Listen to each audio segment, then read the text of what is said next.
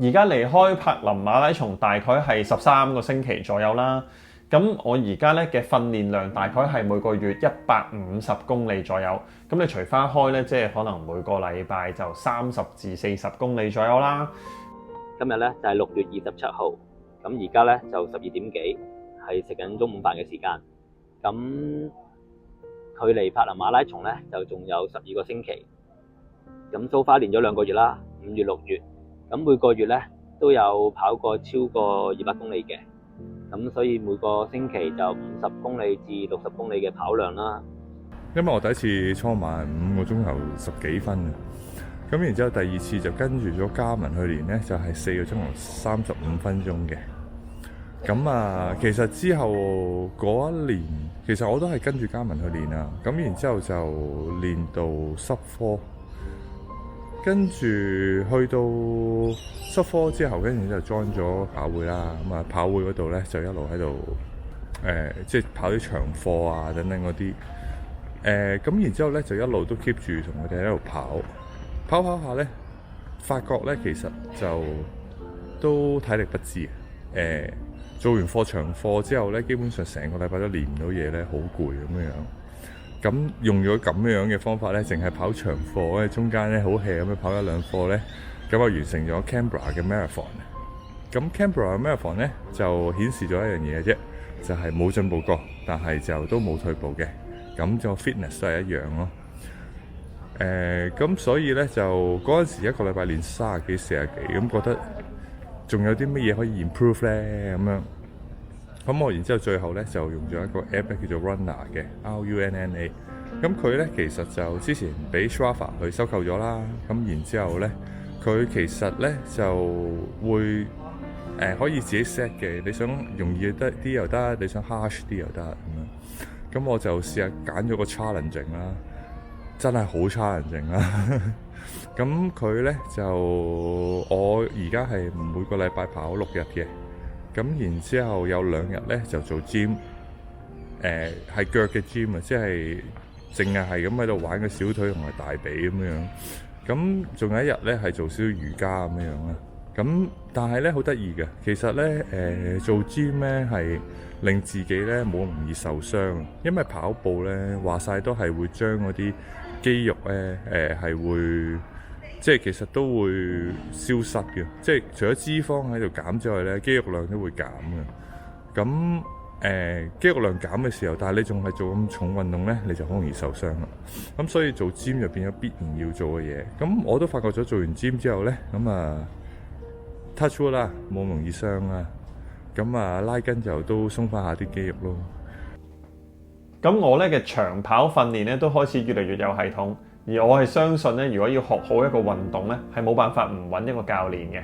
咁所以咧，我喺14個月之前咧，就揾咗林永章，我哋華人嘅師弟啦，亦都係一位香港長跑嘅全職運動員。咁我成為咗我嘅教練。咁我同佢嘅關係咧都幾遙距嘅，因為當然大家都有大家忙啦，亦都林永章咧有陣時要去外國度訓練同埋比賽。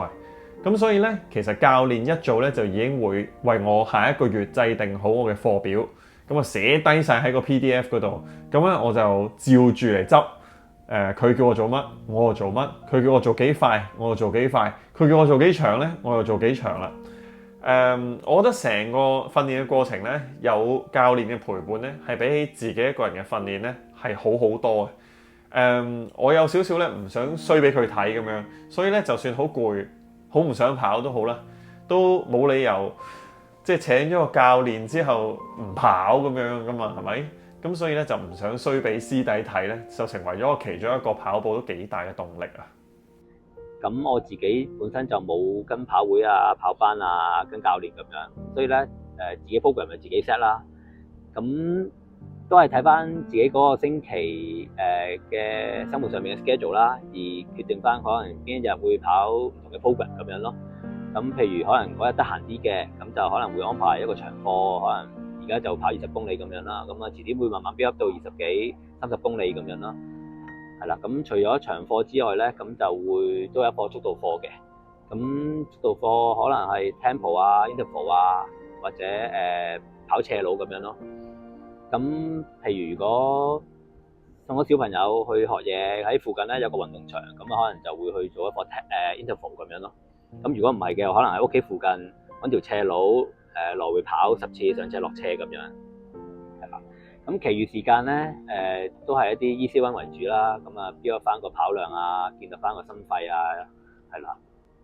除咗跑步之外咧，咁都仲有其他嘢要做嘅，譬如喺屋企一個禮拜會大約2次啦，會做啲肌肉嘅訓練，咁啊練下個 core muscle 啊，練下腳嘅 muscle 咁樣咯，咁啊即係多翻啲肌力咁去跑步個方會跑得好啲咁樣咯，避免受傷。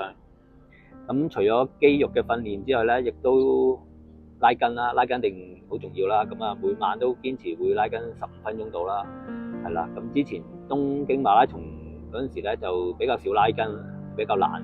咁所以咧就好容易受傷，咁所以之後聽翻物理治療師嘅意見咧，都係即係跑得多就更加要拉筋拉得多嘅，係啦，放翻自己嘅 recovery。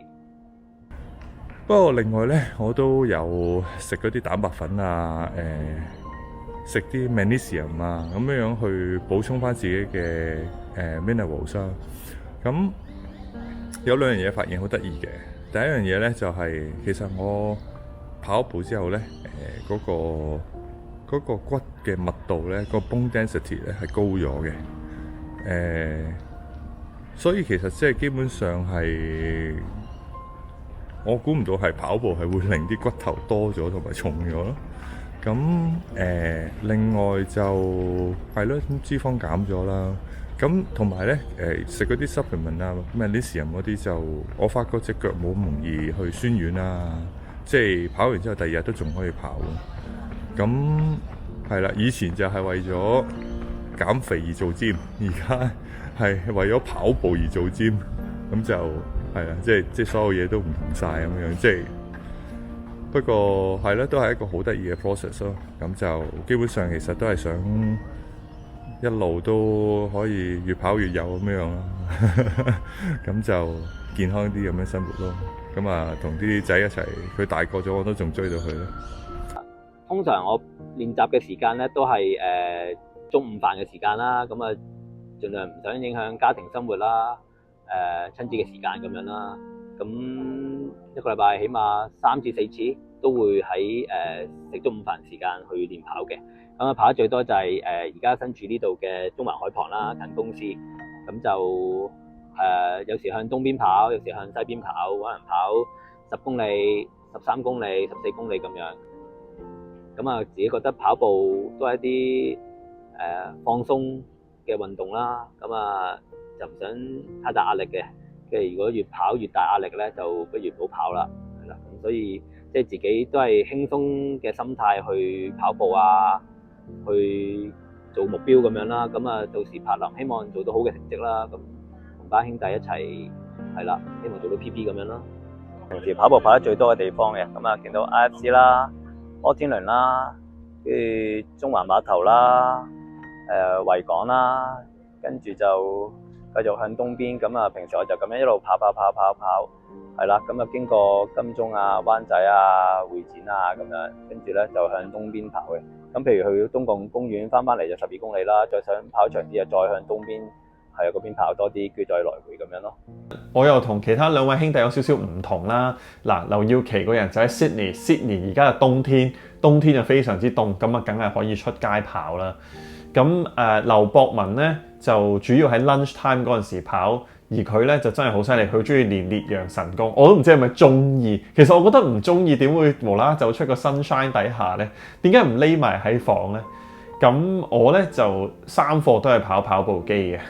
其實我就唔係好怕跑步機悶嘅啫，咁因為咧，其實如果而家30幾度跑出室外咧，咁基本上啲汗係咁喺度流咧，你身體好 deplete 啊，根本你成日身體就不斷喺度飲水先可以補翻住，咁咧好似有少少偏離開跑步，好似練緊飲水咁樣樣。